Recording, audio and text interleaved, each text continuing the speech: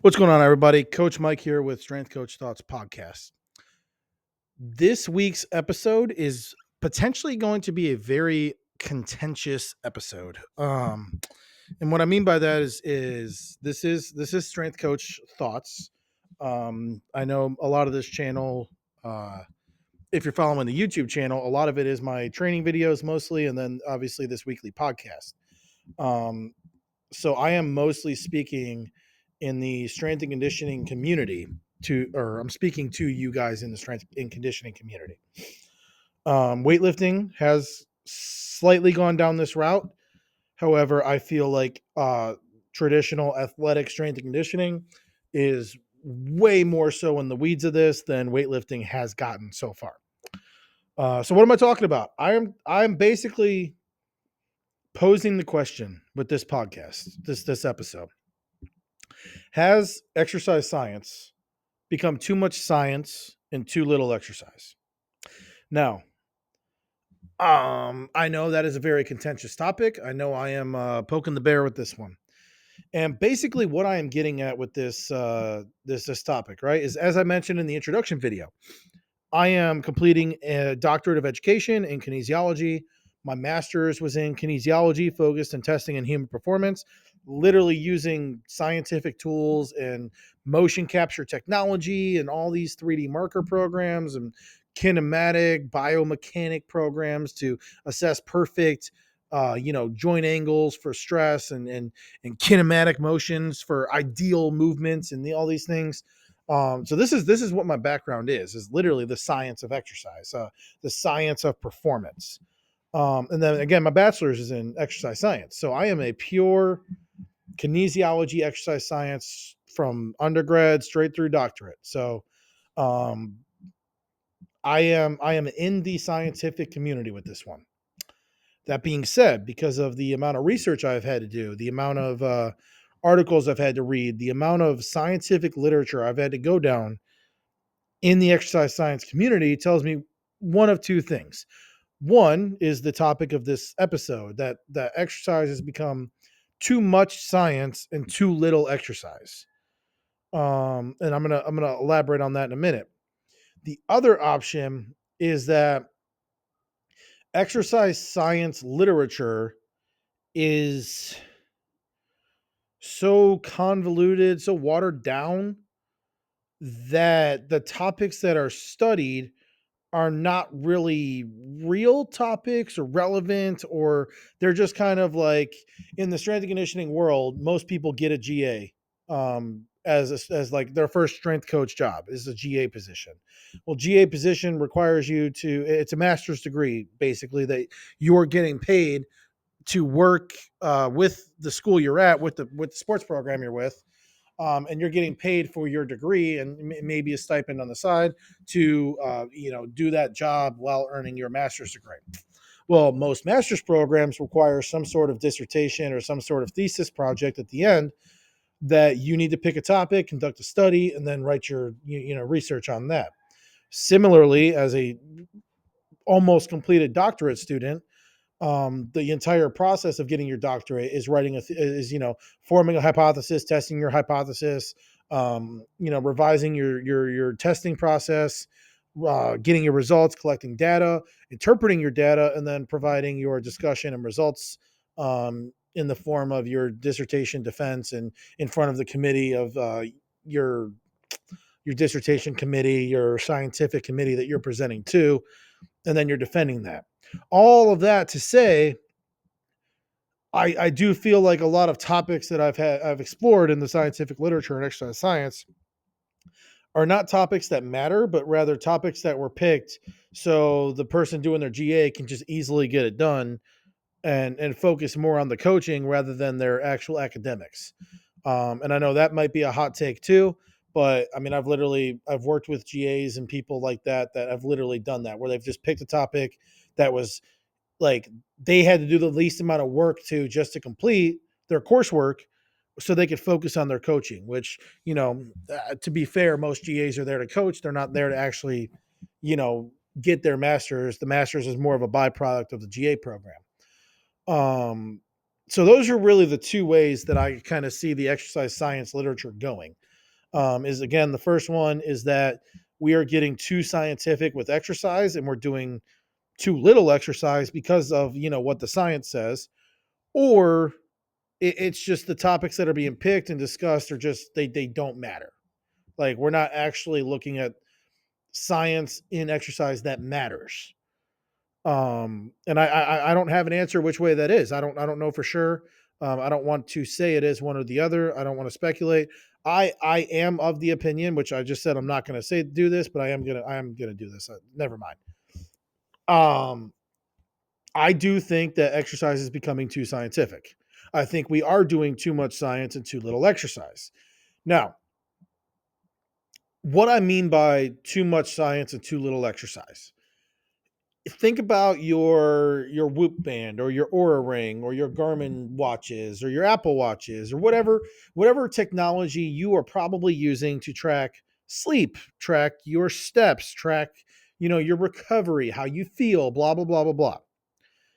That is science, okay, in the form of technology, and they have all these algorithms or all these things that it's measuring, it's interpreting that data, and it's giving you a response in a way of telling you how ready you are to train that day, how much sleep you got, how you should feel, how you should train, is in like maybe take it easy today because you didn't get enough REM sleep or something like that, right? Well, I'm not saying that's inherent that's all bad. I think there's time and place for a lot of that, and I think a lot of the devices that I think you need to be careful which devices you're using. I know, famously, Apple Watches are probably the absolute worst thing you can use to track any metric of health and fitness because the Apple Watch tries to do everything, and when you try to do everything, you do nothing well. So the Apple Watch is, in most studies, probably the worst product to track any health and wellness measure. The Garmin's tend to be the highest rated for health and wellness measuring, because Garmin focuses on that, mostly focusing on your running, hiking, outdoors community. So they make sure that their devices are more tuned to what it needs to track the body versus being able to be a smartwatch function.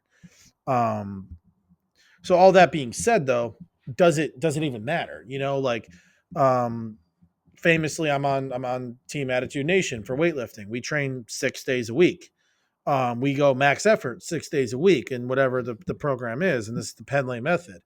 Um, a lot of exercise science literature will tell you can't go max effort, more than once a month or once in a 6 month cycle. Like you got to be careful, or you're going to overtrain, or you're going to get hurt, or blah blah blah blah.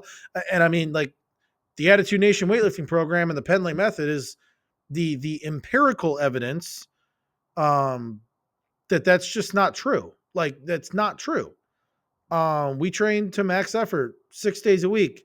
I've been with the team for 3.5 years, 4 years now, something like that. I have yet to get hurt from overtraining, and all of my lifts have gone through the roof because of specificity. We're training hard weightlifting to a maximal effort.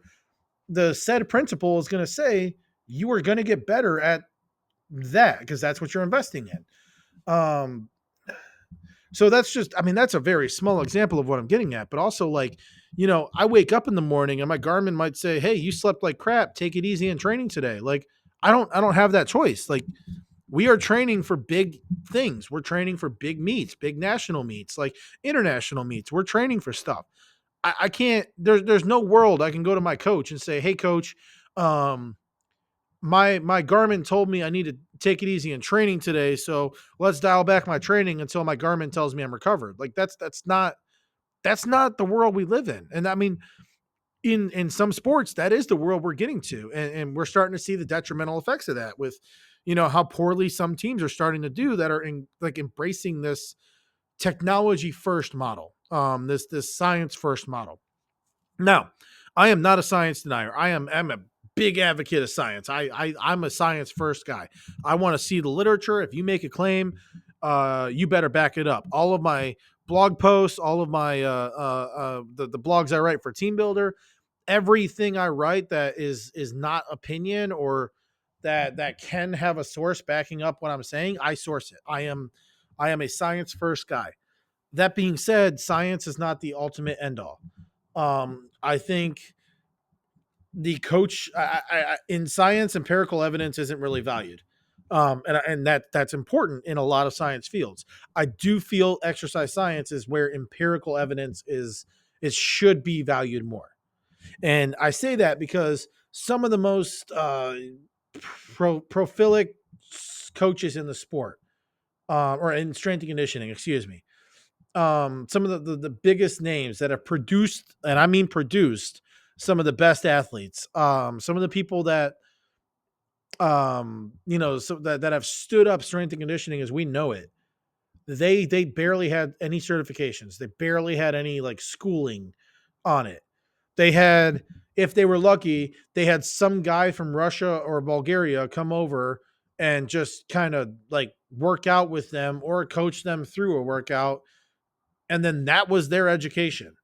Um, there's a lot of coaches today that have a bachelor's degree in something like probably health science or PE that are coaching very high level programs very well, and they don't have all the letters after their names, all the degrees, all the accolades. They don't have all that. They just know what works from experience, and they just keep applying that from their experience. Is the research supporting everything they're doing? Probably not, but their experience is what's allowing them to be successful. And I guarantee you, if somebody, a researcher came in and just conducted a study on their methods or their programs, that would be the direction that the science would be going, is to validate what they are trying, what programs they are running, what methods they're using. And I guarantee you it would probably fly in the face of a lot of the actual literature nowadays. um, and it wouldn't hold the water of what the literature says, which is getting back to my point. We have become, I mean, I hear this a lot in the college, in the professional world. We need the minimum effective dose of and that's a medical term, but we need the minimum effective dose of training to get them a stimulus and get them back out on the sport, because famously, they're here to be, whatever sport they're in, they're not here to lift weights. Cool, I'm all about that. Why not encourage them to try to lift weights like as seriously as their sport? Why are we automatically defaulting to, oh, well, they're not here to lift weights, so, just get in, do the minimum, and get out, and that's all we need to do in sports because they're just here to do their, like, what? What happened to the people that got into strength and conditioning because they loved the weight room and they loved being in the weight room, and you couldn't get them out of the weight room? And then that radiated, that energy, that love for the weight room radiated to their athletes, and their athletes love to be in the weight room, and their athletes love to be around the coach, and the energy was all the way up, and the music was cranked, and chalk was in the air, like you couldn't get the, like it was a haze of chalk. Like, what happened to that? Science is what happened to that. I'm telling you. We went to oh, well, let's get our perch system, and if the bar's moving slightly slower than the velocity I'm telling you today, then you need to dial the weight down. It's like, what? Or load up 80% of your back squat and move it as fast as you can.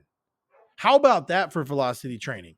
Like, we don't need to, the science is not making better athletes, and we see that. We're not seeing records being broken left to right because we're trying to do the minimum.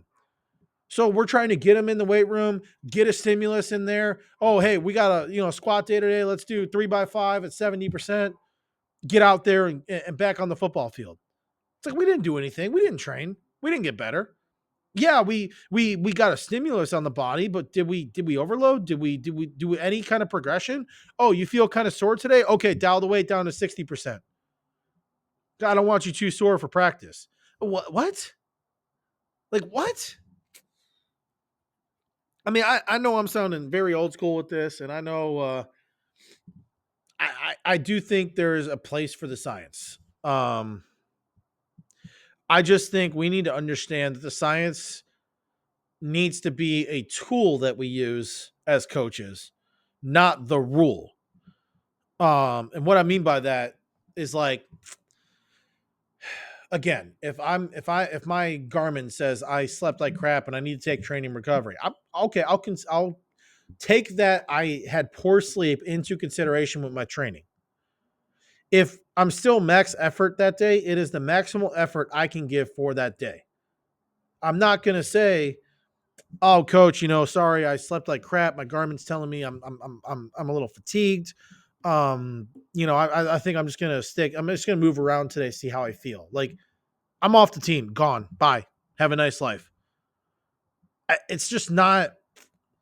That's not how you train for performance.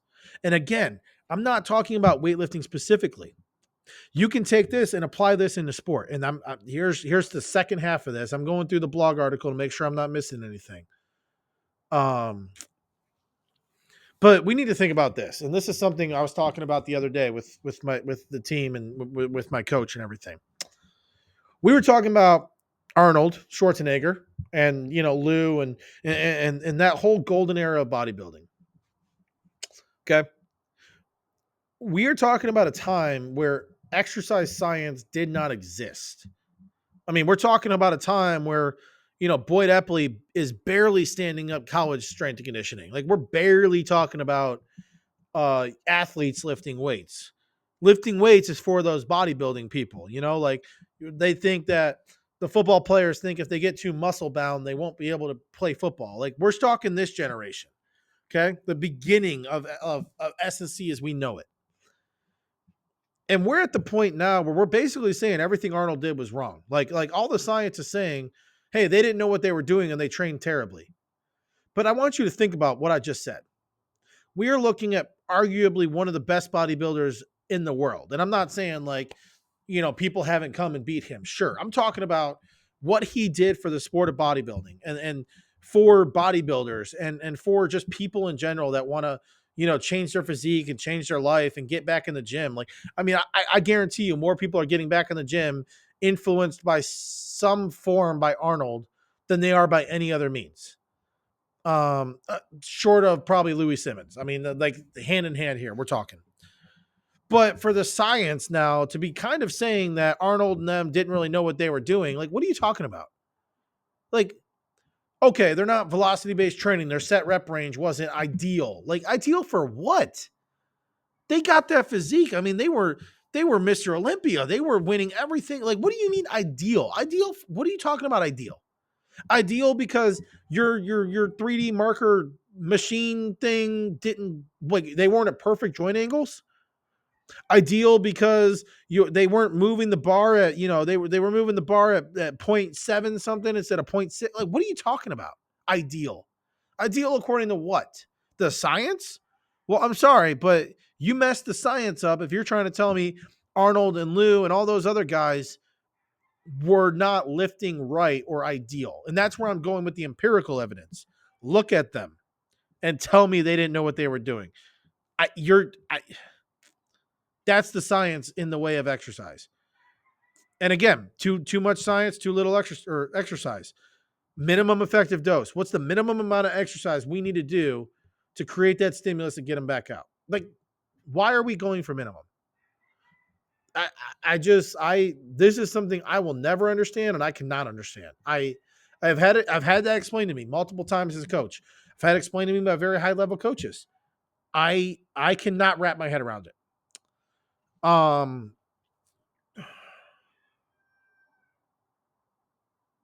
So yeah, so what I was getting at before the Arnold rant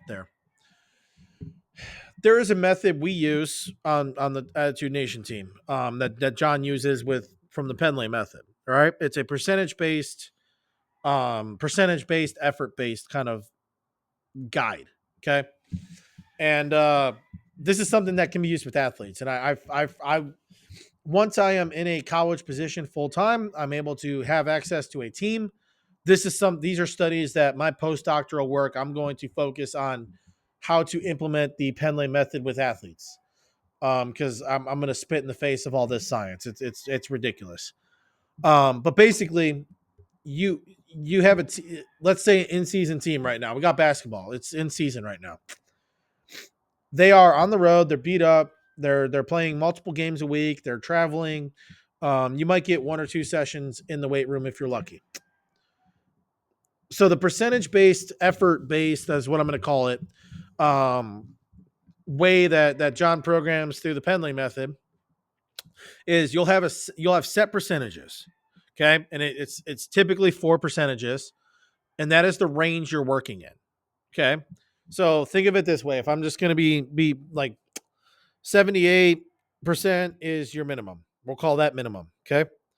Then let's say 82% is a target weight. So minimum is 78. That's the absolute lowest you can hit. Okay. That's the absolute lowest for the day.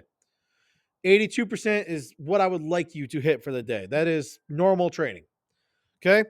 Let's say 87% is like, we call it the wolf. We're getting that wolf. Okay. That is like, you're getting after it today. All right. So 80. So again, 78 is your minimum. That's the absolute lowest I expect you to hit today. 82% is going to be, these are arbitrary numbers. You can play with these numbers. 82% is going to be the target goal for that day. That's what I expect you to hit today. 87% in this example is above and beyond. You're getting after that wolf. You're hitting numbers that I'm not, that's above training, what I'm expecting for training. And then the last one is make coach smile, make Penlay smile. And that is, we'll call that 92, 93%. That is, you went above and beyond in training. You are absolutely crushing numbers, and you are just riding that fire hot. And we have a kind of thing on the team where the program is minimum. So you hit that 92, 93%, go up. Keep going. The limitations are not there. So now you have your basketball team. Okay, they're traveling, they're on the road. You get them in one session. Cool. Hey, here's the minimum I want you guys to hit. We'll call it 70% because we want injury prevention, all that, whatever. 70% is the minimum I want you to hit. If you guys feel good, let's go 73, 75, somewhere like that. If you guys are, your freshmen, sophomores, maybe they're not seeing a lot of court time, we're going to go 78, 80%, right?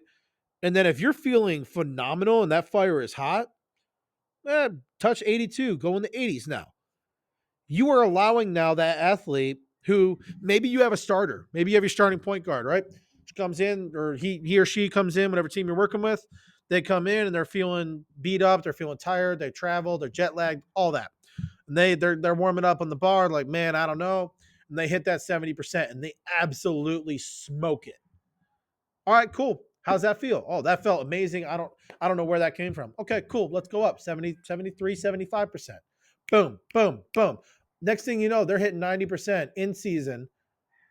Tired legs, they're tired from games, tired from traveling, and they just hit 90 something percent of their max. Why can we not do that? Why are we why okay, we've done four working sets here, four or five working sets here with these percentage jumps. And that's all you need to do. That's going to be a whole nother podcast episode. But if you have a clean and jerk complex with your athletes, you have them maybe pull from the floor into a hang position. They hit a hang clean. They do a jerk, and then they do a squat, and then they do a jerk or something. You set those percentages. What else do you need to do? You're in and out 20 minutes. You've done a whole body workout at 90% of their one rep max. You're good. You've done strength development. You've done power development. Their mobility is there. Like, you got the blood flowing. You got overload. You've created that stimulus. You have checked every box you need to. Maybe you go do some. Maybe you start with some plyo work and speed work to warm that CNS up, and then you hit that. But what else do you need to do? You got in. You hit a CJ complex with some squats in there, and you got people up to 90, between 70 or excuse me 80% was the highest, 70 and 80 something percent. What more do we need to do? That's what I'm talking about with okay, you want minimum effective dose, cool, but we're getting in there and we're going to hit some high numbers. We're going to get in there, we're going to touch 80%, we're going to touch 90% if it's there, and we're going to do that every time. So I get 2 days a week with my basketball team, cool. First day in the week, we're going to do a snatch complex, and we're going to go to the cheese moon. We're going to go, hey, if you feel like crap, we're going to stay in the 70s. If you feel phenomenal or you don't see the court, you're touching 90s. Why not? Okay. Second day, CJ complex. Both days are going to include squats. Both days are going to include power work. Both days are going to include strength work. and I could throw in some CNS stuff, some plyos, so a little bit of speed work. Why would I don't need to do that in season. So like we don't even need to check that box in season. In off season, what's your limit? Why are you limiting your off season? Get yoked, get translate that strength into power towards like your preseason. But why minimum effective dose in the off season? And that's going to be a whole nother. I could be a whole nother rant. But I mean, I just gave you guys a formula there, and you want performance. There's your formula. And you know what that is? That's not minimum effective dose. That is your athletes are gonna work, and that's okay. That's good. Because something else we talk about, there is no overtraining. There's just under recovery. All right. So that was a lot of just rambling and ranting. I do think I hope it was productive. I hope you did get something out of this. I do want to put a bow on this. I want to say, I'm not saying take the science out of exercise. That's not at all what I'm saying. I think the science is important. I think it is important that we collect data, we interpret the data, but I think it's important that we see what the data is telling us and we don't look for what we want to see in the data, right? Um, I do think it's important you record data. I think it's important you track numbers, you track weights, you track if you want to go velocity training, you're tracking that stuff, sure. But I'm what I'm saying is don't put the cart before the horse. We are in an epidemic of kids who are coming into high school, college, shoot, some professional level athletes who have had very minimal training experience in the weight room. So if you have a D1 college 5-star prospect coming into your weight room and they have never touched a weight in their life, they are a training age of 0. They need to learn how to train. They need to learn how to move. They know how to do that in their respective sport, but just because they did a terrible 315 clean in front of their football coach in their high school weight room does not mean they know how to clean 315. They have the power, they don't know how to translate that. That's what I'm saying. So the basics work. The squat, bench, deadlift, overhead press, clean, snatch, jerk, the basic stuff that we have been doing since barbells have been around still works. It still makes you stronger. It still makes you powerful. It is still a resistance that you are pushing against. And I'm just cautioning you. Don't put the cart before the horse. Don't take this athlete and throw them on your perch system or your gym aware or whatever just to see a velocity based trap bar deadlift when they don't even know how to trap bar deadlift to begin with. But oh, the science says, but well, who cares? If they can barely 135 deadlift a trap bar correctly, then it doesn't matter how like explosive they are on a velocity tracker. That doesn't matter. Get them strong, get them powerful, and then their senior year, maybe you do some combine stuff with some VBT stuff or whatever. But your training should not be. You shouldn't walk into training and have a million technological things set up. Like you should walk into the weight room and the most technological thing you have is the barbell, some free weights, some dumbbells, and some benches, a squat rack. It's the usual stuff. If you walk in the weight room and there's all these force plate technology pads, iPads everywhere, you're not in a weight room, you're in a computer lab. All right. Um, I think that's been enough rambling. I think I'm good. If you guys have comments, questions, concerns, make sure you put them in the comments and I will interact with you as much as I can. Keep it cordial, keep it respectful. Again, these are strength coach thoughts. These are my thoughts, my opinions. I'm not saying that I have all the answers or I am the end all be all. So, comments, questions, discussion in the comments. Make sure you like and subscribe to this video, subscribe to the channel. I've been Coach Mike. This has been Strength Coach Thoughts. Take care.